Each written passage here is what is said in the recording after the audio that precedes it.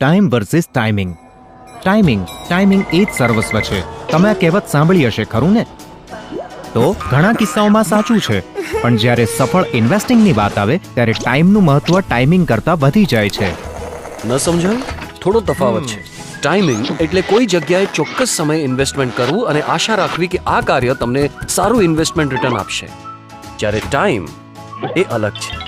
Time એ સમય છે જે ઇન્વેસ્ટર પોતાના ઇન્વેસ્ટમેન્ટને ઇચ્છિત રેટ ઓફ રિટર્ન આપવા માટે ફાળવે છે. ધારો કે તમારા મિત્રએ અને તમારે કન્યાકુમારીથી જમ્મુ સુધી ટ્રાવેલ કરવું છે. બંને કન્યાકુમારીથી એક જ ટ્રેન પકડો છો. તમારી ટ્રેન કેટલાક સ્ટેશને રોકાશે, પણ તમે નક્કી કર્યું છે કે જ્યાં સુધી તમારી ટ્રેન જમ્મુ ન પહોંચે તમે આ ટ્રેન નહીં છોડો.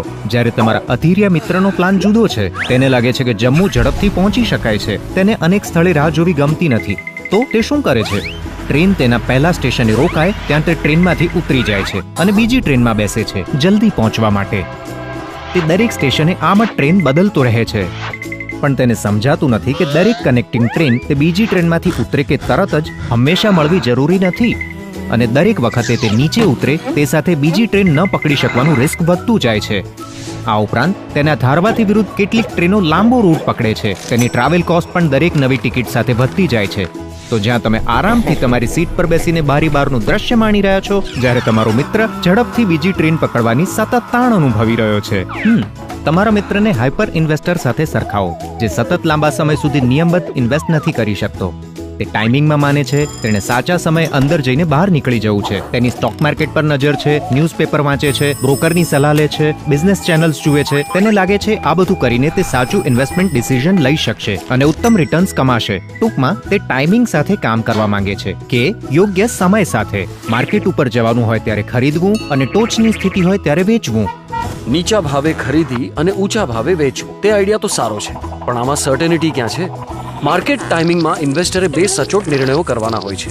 એક, યોગ્ય ખરીદવાનો સમય, અને બીજું, યોગ્ય વેચવાનો સમય. આ ઇન્વેસ્ટમેન્ટની રિસ્કી સ્ટ્રેટેજી છે, અને ખરીદ કે વેચાણ માટેના યોગ્ય સમયની ધારણા કરવી એટલે જાણે હવામાનની આગાહી કરવા જેવું છે. ટ્રેનની જર્ની પર પાછા આવીએ. તમે ચિંતામુક્ત સમય ગાળ્યો, ટ્રેનમાં આરામથી બેઠા છો અને એક ટ્રેનથી બીજી ટ્રેનની ચિંતામાં નથી પડવા માંગતા, કારણ તમે તમારા ધ્યેય તરફ આગળ તો વધી જ રહ્યા છો. એ જ રીતે ઇન્વેસ્ટમેન્ટની બાબતમાં જો તમે ઇક્વિટી સ્કીમમાં તમારી 10 વર્ષની દીકરીને હાયર એજ્યુકેશન માટે ઇન્વેસ્ટ કરવા માંગો છો, તમારો અંદાજ છે કે તમને 20 લાખ રૂપિયા જોઈશે 10 વર્ષ પછી, અને આ મેળવવા તમારા ઇન્વેસ્ટમેન્ટ એડવાઇઝરે તમને દર મહિને ઇક્વિટી ફંડમાં ઇન્વેસ્ટ કરવાની સલાહ આપી છે, જે તમને નિયત સમય બાદ એવરેજ રિટર્ન્સ આપશે દરેક વર્ષના 12% લેખે. તમારે અંદાજે દર મહિને 8,694 રૂપિયા રોકવાના છે, જેથી તમારો ઇન્વેસ્ટમેન્ટ ગોલ સાધી શકો. ધીમા પણ મક્કમ લોકો મોટાભાગે વિજયી બને છે. તો માર્કેટમાં ટાઈમિંગ સ્ટ્રેટેજી સાથે રમવું તમને ઉજાગરા કરાવી શકે છે, કારણ કે લાંબા સમય સુધી સતત કોઈના પણ માટે સચેત રહેવું અઘરું છે, અને ગમે તે સમયે મોટું નુકસાન ભલભલાને નીચે પાડી શકે છે. પરંતુ શાંતિથી અને સતત કરેલ પ્રવાસ તમને તમારા ડેસ્ટિનેશન સુધી પહોંચાડી શકે છે. લોંગ ટર્મ ગોલ્સ જેવા કે રિટાયરમેન્ટ પ્લાનિંગ, બાળકોના લગ્ન, ઘર ખરીદવું વગેરે પૂરા કરી શકાય છે મજબૂત ફાઇનાન્શિયલ પ્લાનિંગથી, એક ચોક્કસ ટાઈમ હોરાઇઝન અને લાંબા સમયના રોકાણથી. તો આ મુદ્દાઓ ફરીથી જોઈ લઈએ.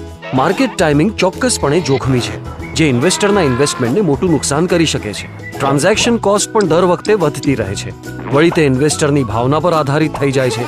માર્કેટ નીચું આવે ત્યારે તે ગભરાવે છે અને ઊંચું જાય ત્યારે લાલચ જગાડે છે. આ બધું લાંબા ગાળે વ્યક્તિને ગોલથી દૂર કરી શકે છે. કોઈ પણ માટે સારો પર્યાય છે માર્કેટમાં સમય ગાળવો. લાંબા ગાળા પર નજર રાખવી અને સ્વીકારવું કે માર્કેટના ઉતાર ચઢાવની સચોટ આગાહી કરવી અઘરી છે. અંતિમ ગોલ તરફ ધ્યાન આપવું અને માર્કેટના કોલાહલને અવગણી ઇન્વેસ્ટમેન્ટને સમય આપવો. તો જોયું, ટાઈમ અને ટાઈમિંગમાં મોટો ફેર છે, અને ઇન્વેસ્ટમેન્ટની વાત આવે તો મક્કમ રહેવાથી દૂર પહોંચાય છે. તો રાહ ન જુઓ, આ જ સાચો સમય છે. આશા છે કે તમને આ વિડીયો જોવામાં આનંદ મળ્યો હશે. તો જોતા રહો, અમે તમને ઇન્વેસ્ટમેન્ટના અલગ અલગ કોન્સેપ્ટ્સમાં મદદ કરશું. તમે તમારો અભિપ્રાય અમને editor@templeton.com પર લખી જણાવજો.